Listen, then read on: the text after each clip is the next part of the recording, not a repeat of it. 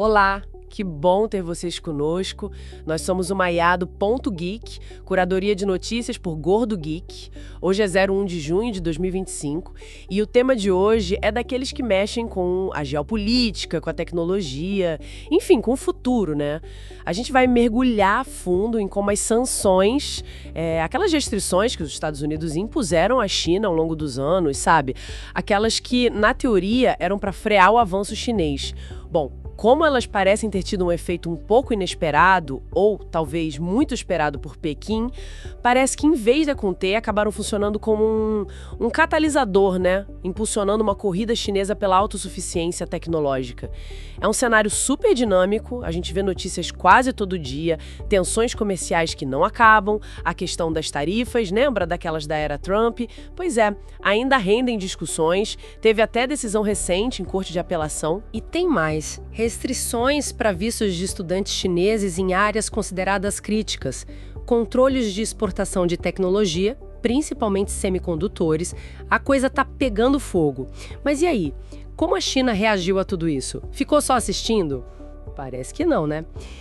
Ok, vamos desembrulhar isso. A resposta chinesa foi muito mais do que só se defender. Foi uma estratégia, parece, bem pensada. Exatamente, acho que a palavra-chave aqui é vulnerabilidade estratégica. A China percebeu, já há algum tempo, que depender tanto de tecnologia ocidental, principalmente americana, era um calcanhar de Aquiles. Imagina setores críticos como defesa, telecomunicações, energia, todos dependendo de componentes ou softwares estrangeiros. Era um risco muito grande. Faz sentido, uma dependência incômoda, para dizer o mínimo. Pois é. Então, a resposta não foi só reativa, tipo, fomos sancionados, vamos procurar outra coisa. Não, foi e continua sendo uma estratégia deliberada de longo prazo. Eles decidiram, ok, precisamos desenvolver as nossas próprias alternativas, em setores-chave, claro. E essa pressão externa, ela acabou virando um motor interno para a inovação. Foi quase como um incentivo forçado. Interessante essa perspectiva do incentivo forçado. E a gente tem exemplos bem concretos disso, né? Acho que um dos mais claros é a questão da navegação por satélite. Todo mundo usa GPS ou usava majoritariamente, certo? Sim, o GPS americano dominava o cenário global. E a China, como muitos outros países, dependia dele para quase tudo, desde logística e transporte até a agricultura de precisão e serviços baseados em localização dos celulares. Mas essa dependência era vista como um risco estratégico por eles, imagino. Com certeza. A possibilidade, mesmo que remota, de os Estados Unidos restringirem ou negarem o acesso ao sinal do GPS em certas áreas, ou em momentos de tensão geopolítica, era uma preocupação constante para o governo chinês, especialmente para os militares. E aí entra o Beidou. Conta pra gente como foi isso. O Beidou, que significa ursa maior em mandarim, não surgiu do nada por causa das sanções recentes. Foi uma decisão estratégica bem antiga, lá do final dos anos 90, começo dos 2000. Começou com o Beidou 1, que era um sistema mais experimental com cobertura regional. Depois veio o Beidou 2, ampliando a cobertura para a Ásia-Pacífico. E, finalmente, o Beidou 3, que foi completado em 2020, alcançando a tão sonhada cobertura global. Foi um projeto de décadas, com investimento pesado e contínuo. Cobertura global. Isso significa que hoje ele é um concorrente direto do GPS? Sim, totalmente. Hoje o Beidou é um dos 4 grandes sistemas globais de navegação por satélite, junto com o GPS americano, o GLONASS russo e o Galileu europeu. E não é só uma questão de ter uma alternativa. A performance é impressionante. Eles conseguiram alcançar paridade com o GPS em muitos aspectos e em algumas áreas até afirmam ter vantagens. Vantagens, tipo quais? Principalmente na precisão. O Beidou oferece serviços de posicionamento de alta precisão, chegando a níveis milimétricos em tempo real em certas áreas. Isso é crucial para tecnologias emergentes, sabe?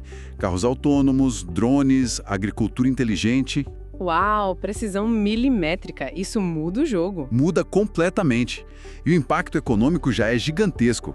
As estimativas para 2024 falavam em algo como quase 80 bilhões de dólares gerados pela indústria associada ao Beidou, só na China. 80 bilhões de dólares é muito dinheiro. É um ecossistema enorme que foi criado. E a adoção interna foi massiva. Você mencionou as restrições ao GPS? Sim, isso deve ter ajudado, né? Ajudou e muito. O governo chinês e os militares foram os primeiros a adotar o Beidou em larga escala, por questões de segurança nacional, claro. Mas isso criou uma demanda inicial forte. E depois veio a obrigatoriedade, ou forte incentivo, para o uso em setores críticos, como transporte público, pesca, infraestrutura e, claro, nos smartphones. Hoje, a maioria dos celulares vendidos na China, de marcas como Huawei, Xiaomi, Oppo, já vem com suporte nativo ao Beidou. Então, o cidadão comum na China hoje usa Beidou no dia a dia, talvez sem nem perceber, assim como a gente usa GPS aqui. Exatamente. Para muitos serviços de mapa, localização, transporte por aplicativo, o Beidou já é a espinha dorsal. Foi uma transição muito bem sucedida para reduzir a dependência do GPS naquela área específica de infraestrutura crítica.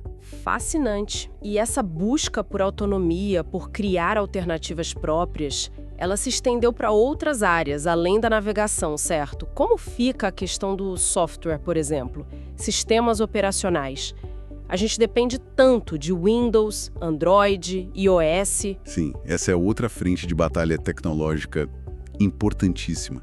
E aqui a história é um pouco mais complexa, talvez, com várias tentativas ao longo do tempo. Teve aquele Red Flag Linux, né? Lembro de ouvir falar há muitos anos. Isso, o Red Flag Linux foi uma das primeiras tentativas mais notórias, lá pelo início dos anos 2000. Era baseado em Linux, com o apoio do governo, visando ser uma alternativa ao Windows, principalmente em órgãos governamentais e estatais. Teve algum sucesso inicial, mas nunca chegou a desafiar o domínio do Windows no mercado consumidor. Depois vieram outros, como o Kylin e o New Kylin, também baseados em Linux. O New Kylin, por exemplo, teve uma presença bem forte no governo chinês. E olha que interessante, chegou a ser pré-instalado em computadores da Dell vendidos na China por um tempo. Dell com sistema operacional chinês pré-instalado. Essa eu não sabia. Pois é, mostra como essas iniciativas já vinham buscando espaço. Mas o grande catalisador para acelerar tudo isso no mundo dos sistemas operacionais veio mais recentemente com as sanções diretas a empresas específicas. Você está falando da Huawei, claro. Quando os Estados Unidos impuseram restrições que, na prática, cortaram o acesso da Huawei a novas versões licenciadas do Android com serviços do Google, foi um golpe duríssimo para a linha de smartphones deles fora da China. Sim, o impacto foi enorme. E qual foi a resposta? Acelerar o desenvolvimento e a implantação do Harmony OS. A Huawei já vinha trabalhando nele há anos, inicialmente pensado mais para IoT, Internet das Coisas, para conectar diferentes dispositivos. Mas com as sanções, ele foi rapidamente adaptado e promovido como uma alternativa completa ao Android nos smartphones, tablets e smartwatches. E agora está chegando aos PCs também, né? Li algo sobre isso? Exatamente. A Huawei anunciou versões do Harmony OS Next, que é uma versão que rompe totalmente com o código do Android para ser usada também em computadores. Isso mostra uma ambição muito clara: construir um ecossistema próprio, unificado, do celular ao PC, passando por todos os outros dispositivos conectados. É uma aposta ousada. Construir um ecossistema do zero para competir com os gigantes estabelecidos como Android e Windows. É extremamente desafiador, mas eles estão investindo pesado e buscando parcerias. Além do Harmony OS, tem outras iniciativas importantes. Existe o UOS, Unity Operating System, desenvolvido a partir do Deepin Linux, que também tem apoio estatal e mira o mercado governamental e corporativo. E tem um ponto crucial: a integração com hardware local. Eles estão trabalhando em conjunto com fabricantes chineses de processadores, como a Longsun, para otimizar esses sistemas operacionais para arquiteturas de chips desenvolvidas na China. Então não é só o software, é a combinação hardware e software sendo desenvolvida localmente. Justamente. A ideia é ter o controle sobre toda a pilha tecnológica, do chip ao sistema operacional e aos aplicativos. É a busca pela autossuficiência completa naquela camada fundamental da computação. Entendi. Bom, e se tem uma área onde essa busca por autossuficiência e essa tensão com os Estados Unidos ficou ainda mais evidente, foi nos semicondutores, né? E na inteligência artificial, que depende tanto desses chips avançados. Sem dúvida. Essa é talvez a arena mais quente dessa disputa tecnológica no momento. Os semicondutores são o cérebro de tudo hoje em dia, e a IA é vista como a tecnologia definidora do futuro. E os Estados Unidos agiram forte para tentar limitar o acesso chinês a esses componentes mais avançados, certo? Muito forte. Em outubro de 2022, o governo americano implementou um conjunto abrangente de controles de exportação. O objetivo era bem claro: impedir que a China conseguisse adquirir ou produzir chips de ponta, especialmente aqueles usados para treinamento de modelos de IA, supercomputação e aplicações militares avançadas. E esses controles foram atualizados e apertados depois, como em março agora de 2025, para fechar brechas e cobrir novos desenvolvimentos. E qual foi a reação chinesa a isso? Porque imagino deve ter sido um baque inicial. O impacto inicial foi real, sim. Dificultou o acesso a chips de última geração de empresas como a NVIDIA, que dominava o mercado de GPUs para IA, e também a equipamentos avançados de fabricação de chips de empresas como a ASML holandesa. Mas a reação chinesa foi previsível, no sentido estratégico que a gente está conversando. Foi uma intensificação brutal dos investimentos em pesquisa e desenvolvimento, P&D, doméstico de semicondutores, design de chips, software de design EDA, equipamentos de fabricação, materiais, tudo. E já tem resultados concretos aparecendo. Sim, já vemos alguns resultados bem significativos. Empresas chinesas focadas em chips de IA, que talvez não fossem tão conhecidas globalmente antes, tiveram uma ascensão meteórica. Um exemplo é a Cambricon Technologies. É uma empresa que surgiu de um laboratório acadêmico e se especializou em processadores para IA. Com o impulso do governo e a demanda criada pelas restrições, ela cresceu absurdamente, chegou a ser avaliada em dezenas de bilhões de dólares. Cambricon. Interessante. E não são só as startups. Os gigantes de tecnologia chineses como Baidu, Alibaba, Tencent, Huawei, todos eles intensificaram o desenvolvimento de seus próprios chips customizados para IA. O Baidu, por exemplo, tem a linha de processadores Kunlun, otimizada para suas cargas de trabalho de busca e inteligência artificial. A Huawei tem os chips Ascend. Então, as empresas que antes compravam muito da NVIDIA, por exemplo, agora estão buscando ou sendo forçadas a usar essas alternativas locais. Exatamente.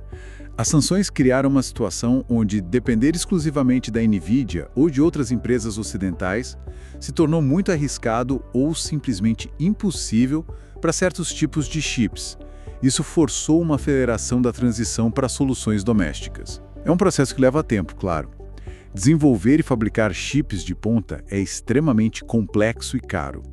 A China ainda tem desafios significativos, especialmente na fabricação dos nós mais avançados, abaixo de 7 nanômetros, por causa das restrições a equipamentos como os de litografia EUV da ASML. Sim, essa questão da fabricação é um gargalo conhecido. É um gargalo importante. Mas eles estão investindo pesado para superá-lo também, desenvolvendo alternativas próprias de equipamentos ou buscando tecnologias diferentes. E mesmo nos nós um pouco mais maduros, acima de 7 nanômetros, eles já têm capacidade de produção considerável e estão conseguindo desenvolver chips de IA bastante competentes. E tem um ponto que você me mencionou de leve antes que me parece fascinante. Essa pressão toda, essa necessidade de fazer mais com menos, talvez por causa das restrições, parece que também estimulou um tipo diferente de inovação, focado em eficiência. Sim, esse é um ângulo muito interessante e talvez um resultado inesperado para quem impôs as sanções. Quando você tem recursos mais limitados ou acesso restrito à tecnologia de ponta absoluta, você é forçado a ser mais criativo, mais eficiente. Um exemplo que chamou a atenção recentemente foi um modelo de linguagem grande, LLM, chamado DeepSeek, desenvolvido por uma startup chinesa ligada a um fundo de private equity. DeepSeek. O que ele tem de especial? Os desenvolvedores afirmam que ele alcança uma performance comparável a modelos ocidentais muito conhecidos, como o Llama 3 da Meta ou até alguns níveis do GPT da OpenAI, só que com custo de treinamento e inferência, o custo de rodar o modelo para gerar respostas significativamente menor. Menor quanto? Tipo, muito menor? Eles publicaram dados mostrando custos que seriam, assim, uma fração dos custos dos modelos ocidentais equivalentes em performance. Se isso se confirmar e se escalar, é um tipo de inovação disruptiva. Não é só sobre ter o maior e mais potente modelo, mas talvez o mais eficiente em termos de custo-benefício. E isso nasce dessa pressão, dessa necessidade de otimizar recursos. É bem provável que sim. Nasce da necessidade de competir sem ter necessariamente acesso irrestrito aos mesmos recursos de hardware, GPUs de última geração em quantidades ilimitadas, ou talvez até buscando arquiteturas de modelo diferentes, mais eficientes por natureza. E essa tecnologia já está saindo da China. Sim, olha só que interessante. O DeepSeek já está sendo oferecido, por exemplo, na Amazon Web Services, no Amazon SageMaker Jumpstart. Ou seja, uma tecnologia de IA desenvolvida na China, potencialmente mais eficiente, já está disponível globalmente através de uma plataforma americana. Isso é irônico, no mínimo, uma consequência talvez não prevista dos controles de exportação. Exatamente. Mostra como o ecossistema de tecnologia é global e interconectado, e como a inovação pode surgir de lugares inesperados, muitas vezes como resposta a desafios. Bom, mas a China não ficou só na defensiva desenvolvendo tecnologia. Ela também usou ferramentas para retaliar ou para se contrapor a essas medidas americanas, né? De forma alguma. A China desenvolveu seu próprio arsenal de contramedidas. Uma das ferramentas mais notórias é a chamada Lista de Entidades Não Confiáveis. Unreliable Entity List, que seria um espelho da Entity List americana, onde os Estados Unidos colocam empresas chinesas como a Huawei. Basicamente, sim. É um mecanismo para impor restrições a empresas estrangeiras que sejam consideradas uma ameaça à segurança nacional chinesa, ou que discriminem empresas chinesas sem justificativa. Por muito tempo, essa lista ficou meio adormecida, mas recentemente a China começou a usá-la de forma mais ativa. E o interessante é que ela não se limitou a empresas de defesa ou tecnologia diretamente ligadas às sanções. Como assim? Que tipo de empresa entrou na lista? Recentemente, eles incluíram, por exemplo, a PVH Corp.